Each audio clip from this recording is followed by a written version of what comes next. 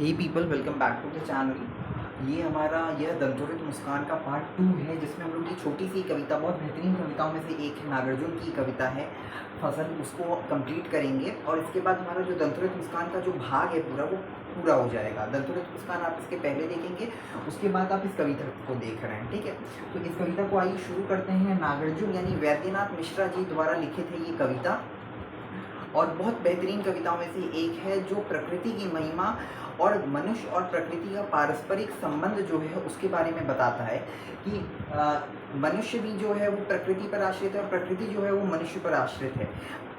प्रकृति पर हम आश्रित हैं, जबकि प्रकृति हम पर आश्रित इस तरीके से नहीं है, क्योंकि वो निस्वार्थ भाव से मनुष्य की सेवा करती है, और लेकिन हम जो हैं उसका प्रतिदिन दिन प्रतिदिन हनन कर रहे हैं। उसी प्रकार से नागार्जुन कवि जो है वो प्रकृति के महिमा और किस तरीके से फसल जो है वो हमें पोषित करती है, पूरित करती है, और हमारे शरीर में ऊर्जा का संचार करती है, उसके बारे में इस कविता में बताते हैं और फसल की महिमा का गुणगान करते हैं। तो आइए देखते हैं, बहुत प्यारी सी कविता, छोटी सी कविता है फसल, नागार्जुन जी द्वारा लिखित। एक की नहीं, दो के नहीं, ढेर सारी नदियों के पानी का जादू है। एक के नहीं, दो के नहीं, लाख लाख कोटि हाथों के स्पर्श की गरिमा। एक की नहीं, दो के नहीं, हजार हजार खेतों की मिट्टी का गुणधर्म। आइए पहले दो लाइनों को देखते हैं। एक के नहीं, दो के नहीं, यानी एक के भी नहीं है, दो के भी नहीं है, ढेर सारी नदियों के पानी का जादू है। जो फसल है वो कैसे बनती है, उसमें पानी लगता है, पोषक तत्व दिए जाते हैं, फर्टिलाइज़र यूज़ होता है, पेस्टिसाइड यूज़ होता है, पोषक तत्वों को प्रयोग किया जाता है, कीटनाशकों का प्रयोग किया जाता है, जिससे फसल जो है वो उसकी और बढ़ोतरी हो और वो ज़्यादा उत्पाद दे सके। तो कवि जो कह रहे हैं, वो जो फसल है वो एक नदी का संचार नहीं है, उसमें विभिन्न नदियों का संचार है, और उससे वह पोषित होती है, वह उसके लिए फलदायक होती है। तो विभिन्न नदियाँ आकर मिलती हैं और उस फसल को पोषित करती हैं, वह फसल बढ़ोतरी की ओर बढ़ता है। उसी प्रकार देखिए आगे की लाइन है, एक के नहीं, दो के नहीं, लाख लाख कोटि हाथों की स्पर्श की गरिमा है। यानी एक हाथ से ही उस फसल का कल्याण नहीं हो रहा है, विभिन्न हाथों से, विभिन्न चीज़ों से उस फसल की गरिमा का, उस फसल की महिमा का गुणगान हो रहा है। एक उदाहरण लीजिए, अगर कोई एक खेती वाला परिवार है, कोई किसान का परिवार है, वो स्वयं तो दिन भर काम करता ही है, साथ साथ अपने परिवारजनों को भी समय समय पर बुलाता है कि वो उसकी मदद करें, चाहे वह उसका बेटा हो, चाहे वह उसकी पत्नी हो, चाहे वह उसकी बेटी हो। तो विभिन्न लोगों के हाथों की महिमा है, उससे वह जो फसल है वो बन रहा है, वह तैयार हो रहा है। तो इसीलिए कवि ने कहा, लाख लाख कोटि हाथों की स्पर्श की गरिमा। गरिमा का अर्थ होता है महिमा।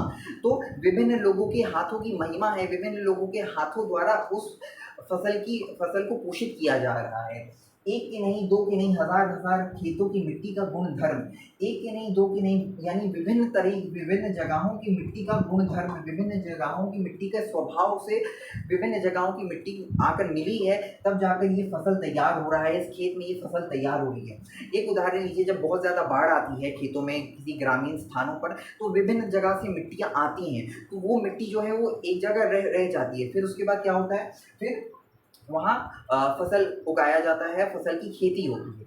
उसी प्रकार आगे देखिए क्या कहते हैं कवि, फसल क्या है, और तो कुछ नहीं है, वह नदियों के पानी का जादू है। वह फसल क्या है, यहाँ कवि जो है वो स्वयं प्रश्न करते हैं कि फसल क्या है, और स्वयं उत्तर भी देते हैं कि नदियों के पानी का जादू है। वह वो जो है नदियों के पानी का जादू है, विभिन्न तरह की नदियाँ आ रही हैं, विभिन्न तरह की बाढ़ जब आती है तो वह फसल को पोषित करती है।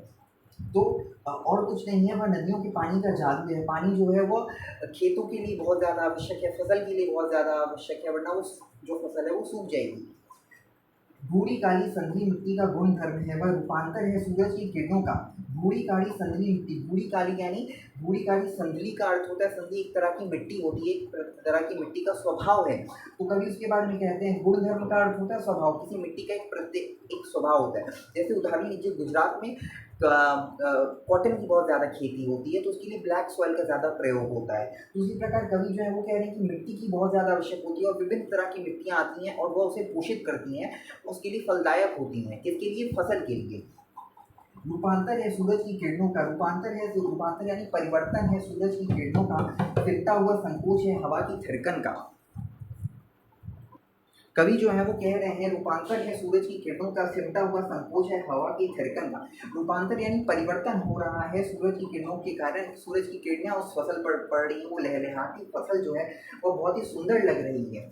सिमटा हुआ संकोच है हवा की थिरकन का, यानी हवा की थिरकन, हवा से ही हवा उसे, आपने देखा होगा जब हवा चलती है तो फसल एक तरफ झुकने लगती है, एक तरफ बेंड होने लगती है। उसी प्रकार कवि कह रहे हैं सिमटा हुआ संकोच है हवा की थिरकन का। थिरकन यानी नृत्य, जो फसल है वो एक तरीके से नृत्य कर रही है, एक तरीके से इस तरीके से झुक जा रही है कि वो लग रहा है कि एक तरीके का नृत्य है। ये थी आपकी छोटी सी कविता फसल। कवि जो हैं इसमें फसल की महिमा का गुणगान करते हैं, परिश्रम की महिमा के बारे में बताते हैं कि मेहनत कितनी आवश्यक है जीवन में, चाहे वो किसान हो चाहे किसी भी वर्ग का हो, वह मेहनत करता है तब जाकर उस फसल की बढ़ोतरी होती है, उससे उत्पाद मिलता है, उससे किसान का जीवन चलता है और विभिन्न जनजाति का जीवन चलता है। और सहभागिता का वर्णन करते हैं कि परिश्रम से ही जो कुछ फलदायक हो रहा है, साथ साथ मनुष्य और प्रकृति की महिमा और पारस्परिक संबंध कितना आवश्यक है आजकल के जीवन में। तो इसी तरीके से एक छोटी सी कविता आपकी खत्म होती है। आगे की वीडियोस आती रहेंगी, तब तक के लिए चैनल पर बने रहें।